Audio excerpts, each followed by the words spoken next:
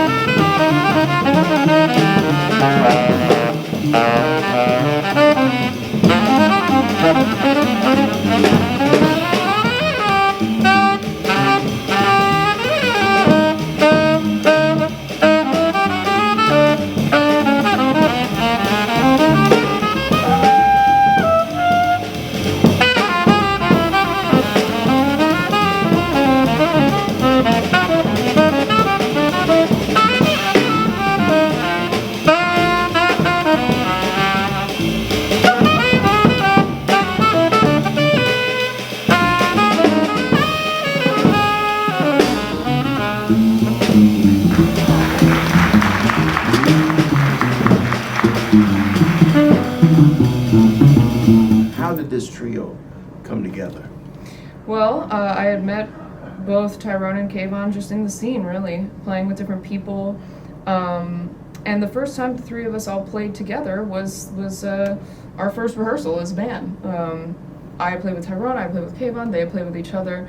So it was just a matter of the three of us kind of finding each other and playing and creating like a different thing together.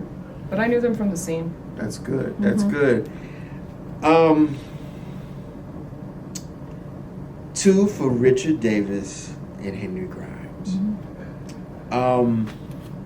We no longer have both of these jazz masters, and they're very important bassists. Henry also had a twin brother, which I just found out a couple of days ago. I don't know if I knew that. Yes, he had a twin brother, but Richard Davis was interesting because he played on a lot of jazz, pop, and R&B stuff. Why did you decide to write a composition dedicated to them? Well, I was listening to two records in particular a lot at the time that I wrote it, and one of the records was Muses for Richard Davis, or I believe that was at least the composition name. It was a duet, I believe, with Freddie, where they're kind of weaving in and out of each other. And I was also listening to Fish Story, Henry Grimes, another really incredible trio record. And there's just a certain sound that they both have, in particular with their bowed sound, which when I wrote the tune, it was really, the melody is written for bowed bass. And there's something about the sound that those two musicians have that evokes a certain thing, a certain quality to it, and I just wanted to kind of write something for them, something that made me think of them, something that felt like how their playing feels to me. And Tyrone is such a beautiful bassist and has a really beautiful bow sound himself. So in a way you could say it's two for Richard Davis, Henry Grimes, and Tyrone Allen, because I wrote it knowing he would be the one playing it. And so it's just kind of my thank you to those bass players whose music and whose sound I love. And I also understand that Mr. Van Morrison had some kind of influence. Oh yeah. Talk to me about, because I think the album that we're talking about is one of his masterpieces. Which one? The Astral Weeks? Oh yes, of course. Richard Davis is on that. That's right. You know, I didn't even really realize that until a friend of mine, another great bass player who actually at the time we were talking a lot together about Richard Davis, a great bass player named Arboresque.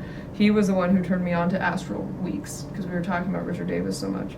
Yeah, I mean, you think about Richard Davis and it's really, it's incredible because like you said, the kind of wide range that he has, but even just within the context of you know, the music and the records that I knew him from before I knew anything about his pop, you know, you're looking at, he's playing in a big band with Thad Jones and Mel Lewis. He's also playing, you know, early in his career with Sarah Vaughan, and then, you know, his contribution to a lot of the music in the 60s, a lot of those Blue Note records, it's so fascinating because there is a unified voice throughout his career. It always sounds like Richard Davis, no matter what he's doing.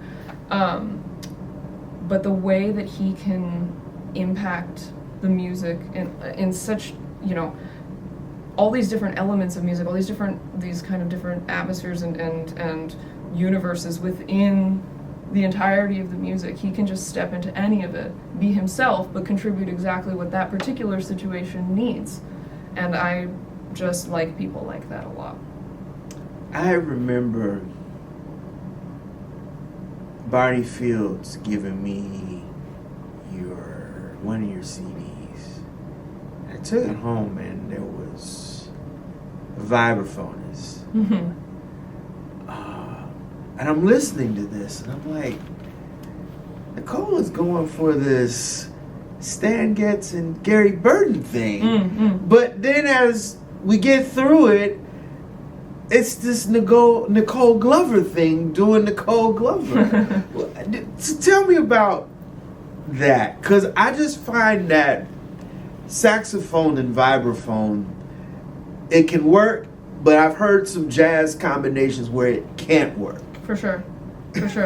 Yeah, for sure. I mean, well, for me, obviously, you know, we're talking about the great Steve Nelson here, who blessed us with his contribution on our record plays, and I think Steve is just such just an unbelievable musician, and I was really honored to have him on the project. And when I was kind of conceiving of having vibraphone or having him come in, you know, I was thinking about the sound of the record and what I wanted. And, you know, what I like about the vibraphone is that there is this way in which it doesn't quite occupy the same space texturally as piano or guitar does. It almost is like a horn player, but the way that it also occupies the space is not like a horn player. It is a comping instrument, but it has this different kind of space. It feels higher to me. And I was really inspired actually by the Out to Lunch record that I heard when I was pretty young. I ended up hearing that record early. Eric Dolphy. Yeah, Yes. I heard that record early, and I liked it. I liked it when I was a kid. I liked how it sounded. It kind of made me laugh when I was little in a good way. There was humor in it that I really enjoyed, and there was just a feeling to it. And so actually, for me, I was kind of coming out of that rhythm section in a way, where it's, you know, Bobby Hutcherson, Richard Davis, and Tony Williams, and there's just something about the contribution of vibraphone that I thought was so interesting. And so for the particular sound that Kayvon and Tyrone get, and with the particular tunes that we were recording, I just was hearing vibraphone. And for me, I mean, if you're hearing vibraphone, Mr. Steve Nelson. That's right. I think pretty much he's now the closest thing to Bobby Hutcherson that we have. You're right. Well, and you know, Mr. Nelson, I used to see him play with one of my teachers, Mulgrew Miller, all the time. So that sound and his particular approach to music is just very special to me, and a pretty foundational part of how I hear music, and particularly what New York sounded like to me when I first moved here. When I think of those early days in New York and that what that felt like and the sound of that, I think of Steve Nelson with Mulgrew and with Wingspan.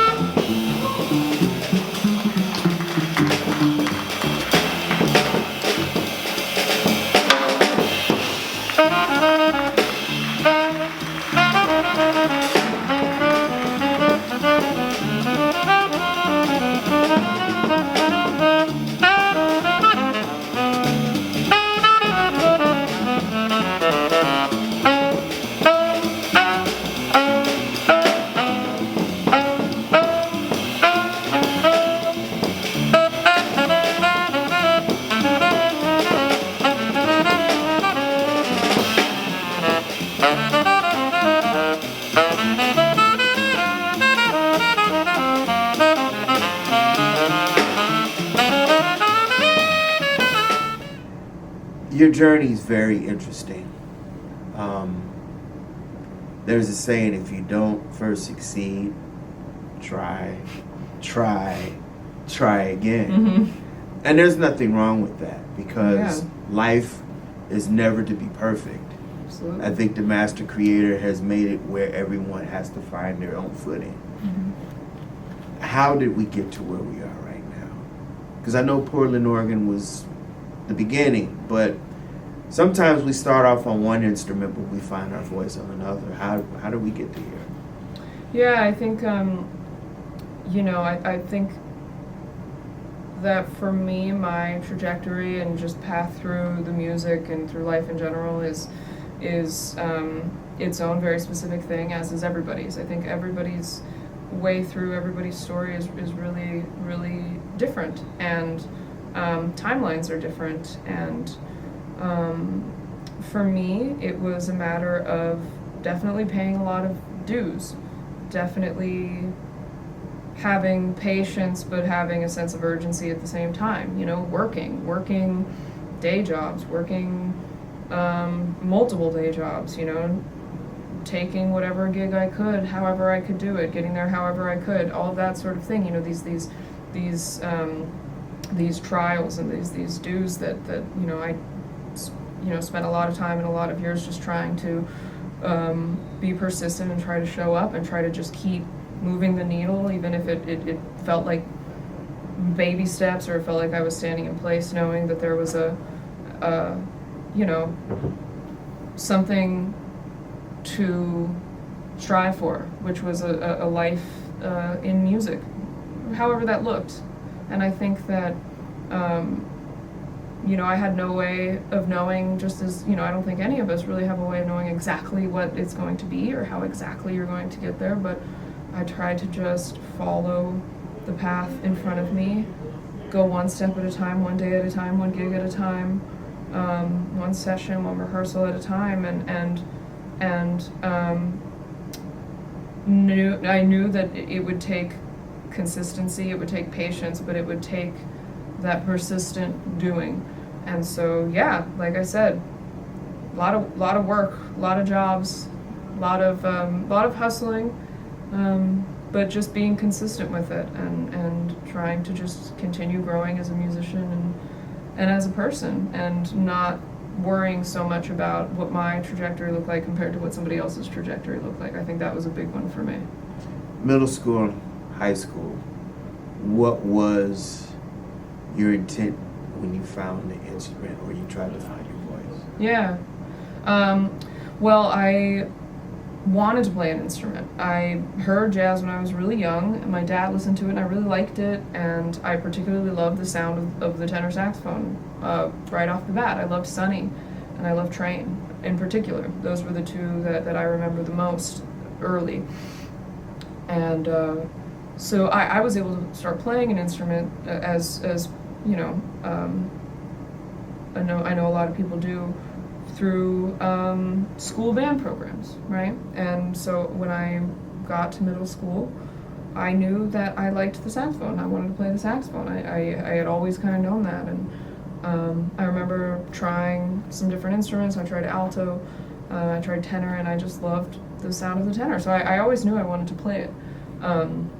I was sure about that, and then just in middle school and high school, it was just how I wanted to spend my time, how I wanted to spend my days. I just loved doing it, and I don't think it even occurred to me that I could even try to be a professional musician or have a life doing it until, probably more than halfway through high school.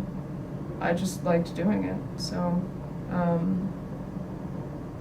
it just kind of felt second nature, I guess, in that way to me, where there was no big decision that I made. I just wanted to play the saxophone. You chose to leave Portland, Oregon to attend William Paterson University. Mm-hmm. Over 3,000 miles. Mm-hmm.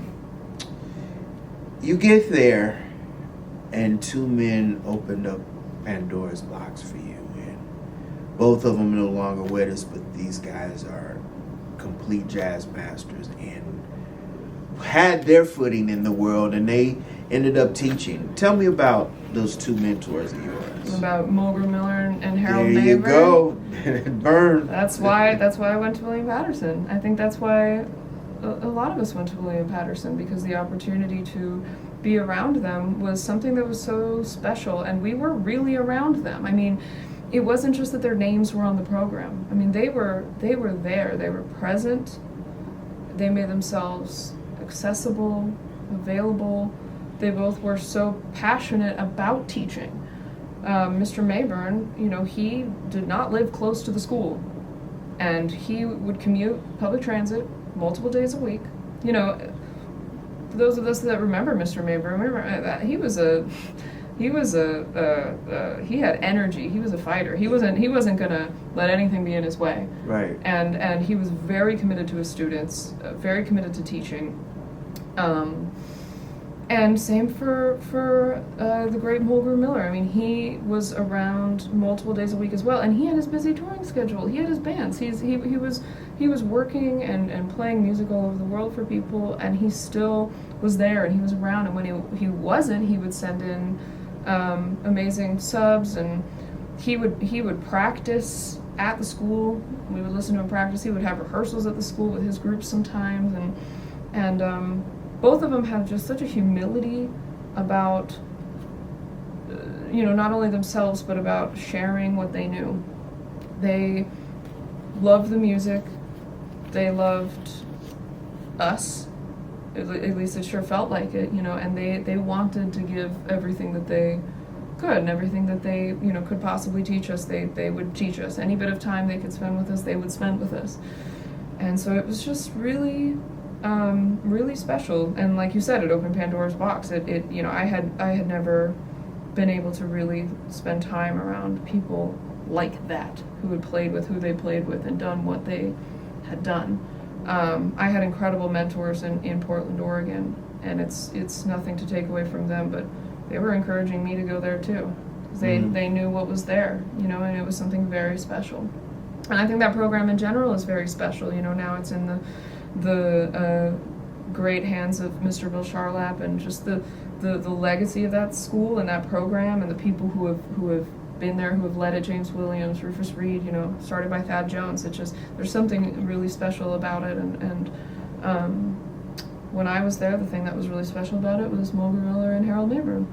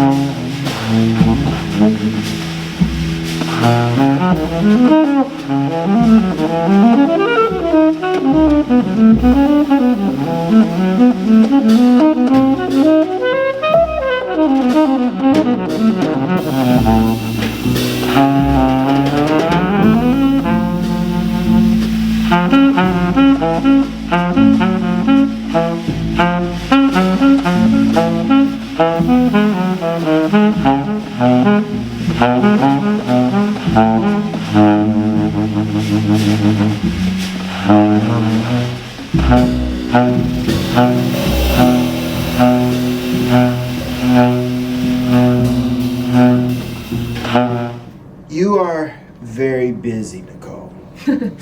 No So pun are you, intended. Mr. Pace. I know. Well, yeah, there's only one of me, but and there's only one Nicole. But you know, your success with Christian's ensemble and Artemis. I've seen Artemis perform a couple of times. In fact, I saw you guys last summer at the New Jersey Jazz Festival. I saw you there, and I saw you guys. I wanted to say it was either, I forgot what venue it was, but I saw you guys a lot last year. And the one ensemble I didn't get to see was Christian's ensemble. I want to ask you one. What is it about Christian's group that makes you play differently than your ensemble, and then also Artemis? Yeah, it's a great question. I mean, it's the particular configuration of musicians in each ensemble, I think. I mean, really, I think that each group has a really different identity because of the people in it, right? And you know, the presence of somebody like Christian McBride, or the presence of somebody like Renee Rosnes, you know, I try as best as I can to be affected by them in the ensemble, to let their strength and their decisions and their choices impact me and inspire me, and I, you know, it's hard because when you're in a musical situation like that where you are on stage or you are in a group with somebody who you've looked up to for so long and who means so much to you musically and otherwise, and you know, there I think can be a tendency to try to assume what they want to hear from you. But I think that it kind of isn't fair, because I think that, you know, with the example of both of those individuals in particular, Renee and Christian, they really want me to, they really trust me, and they really trust us to play what we are hearing and to contribute to the group what we are wanting to contribute. But they're both so incredible and so powerful in their choices, and you know, when I'm on stage with them, I'm just listening to them, amazed by the things that they're playing. And so I try, instead of bringing an agenda to the musical situation or putting a certain kind of pressure on myself to play a certain kind of way, I try to just be really open and inspired to what they're doing and how we're all being affected by it, you know, and just finding where I can fit into that group sound. And you know, I would say the same goes for the trio. It's I'm really trying with all of these configurations, with all of these groups, to find how my sound fits into the group sound. And you know, I think as a horn player, as a saxophonist, there's a lot of sound that is being generated by the other people in the band, by the rhythm section, and so for me, it's about really kind of hearing that, identifying it, and trying to be a part of that kind of tapestry of sound. And you know, for Christian's band, it really starts with him. You know, that's deep, because Artemis is a collective, and I don't see too many female collectors doing what you're doing, what you guys are doing. Terry Lynn, she's doing her whole different thing with the political and the gender, and that's fantastic. But Artemis is you guys are bringing your own compositions, and you collectively, I think, especially with this last album you guys released, there seems to be like a more cohesiveness as opposed to the first record. In fact, I like the second record more than I do the first one. Was that by chance, or do you think that the chemistry's getting better? Ingrid brings a different voice to it. Renee brings a different voice. Everyone brings a very unique voice to this group. Is that what makes this click?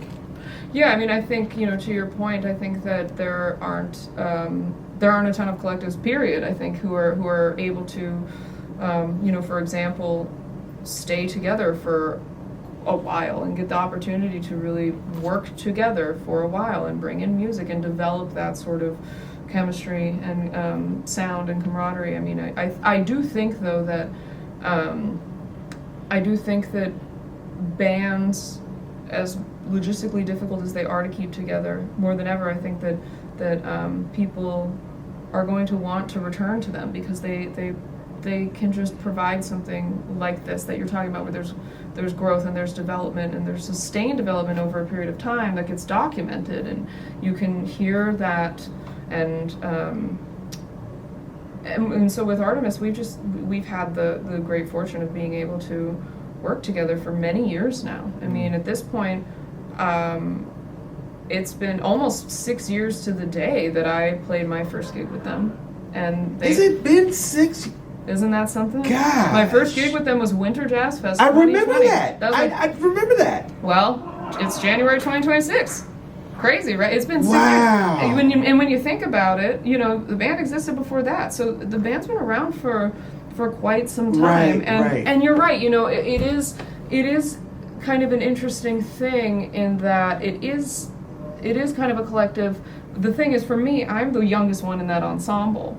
Really? Yeah. When I joined the group, I was, and still am, the youngest person in Artemis. So for me, just like I am with Christian, like I joined that band and was looking up to everyone. I mean, Ingrid Jensen, everyone. I was, it was amazing and it was very intimidating. But I think that they have just, over the years, they have encouraged me to be part of that collective and reminded me that, regardless of how I feel about it, because to me, I'm always looking up, encouraging me to feel, like an equal part of the collective and to contribute and to,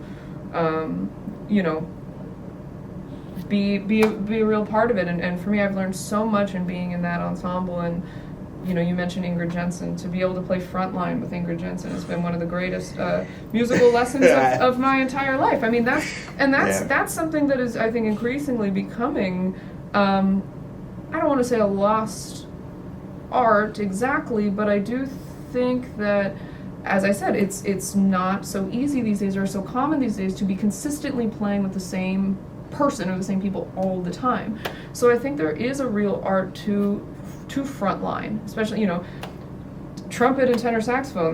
There's some history there. Right. There's some serious history there, and so to get the opportunity to really have that study and learn about what it really means to be in a front line, and to have Ingrid Jensen be that person. It occurred to me the other day that I've probably played with Ingrid more than I've played with any other horn player consistently over my life. What a great, she's like what a blessing! What a blessing that is. She's like a big sister to you. Totally, I can see it. I ran into her yesterday at Jazz Congress, and I remember interviewing her many years ago when she had her first child. Mm-hmm.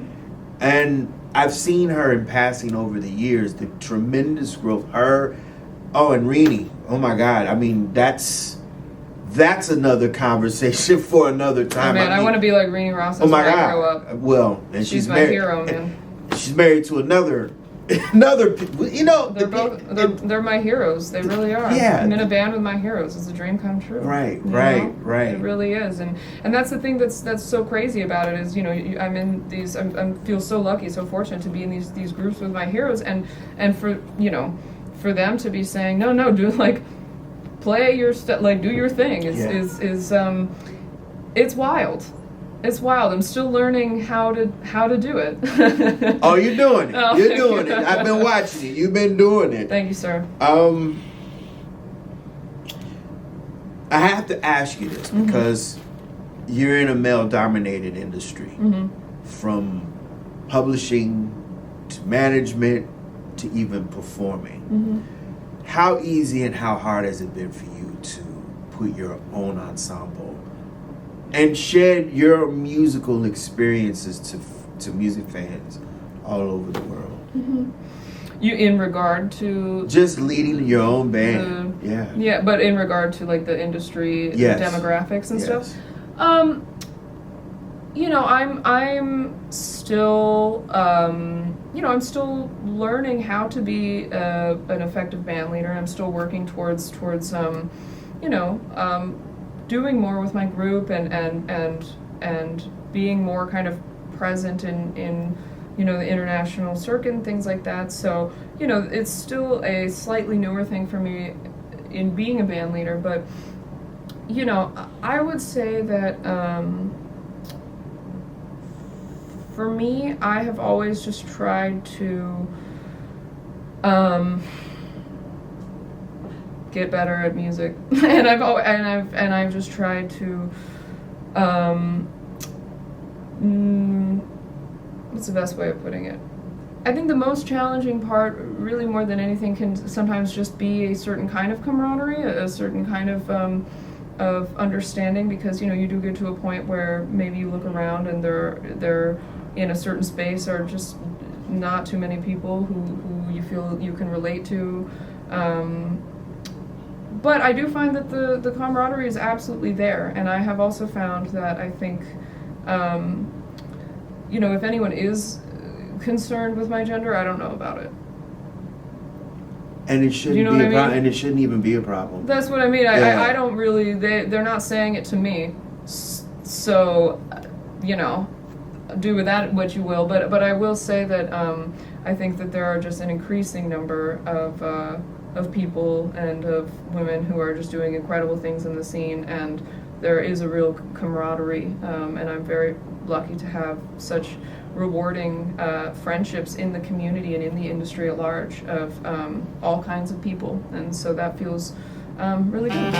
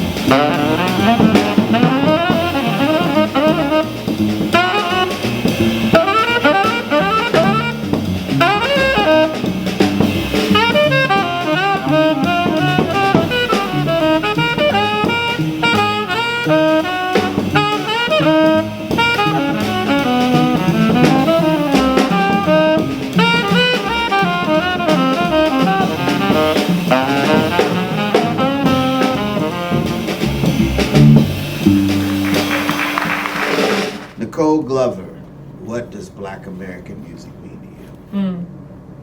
That's a beautiful question. I feel like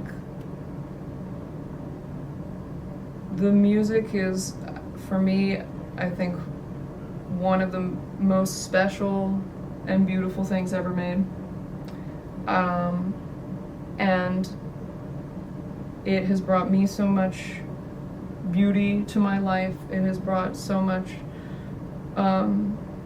understanding to my life, and I'm honored to be a part of it. And I also feel a responsibility to understand it as best I can, to understand not only musically as best and as thoroughly as I can, but to understand everything that allowed the music to be created, to understand socially, culturally, historically, and to try to do right by it, and to know that to be able to play the music and to be able to call myself a musician that gets to play this music is the privilege, is the honor, and I want to do right by it, and I want everyone to love it as much as I do. Do the best I can. That'll do it again for another edition of the Pace Report. I'm Brian Pace. I'd like to personally thank the incomparable Nicole Glover for her time.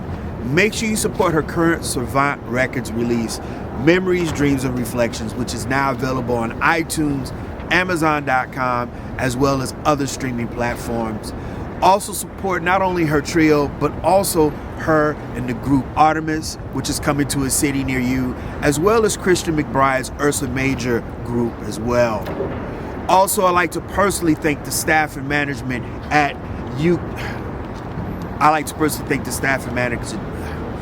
I also like to personally thank the staff and management at the Jamaica Center for Arts and Learning, JCAL, in downtown Jamaica, Queens. For more information on their Thursday night jazz series, please visit them online at jcal.org. As always, people, I can't stress this more than enough. Please like, share, and subscribe to my videos here on YouTube and leave comments. Remember, if it's in the groove, it'll make you move. Till next time, peace.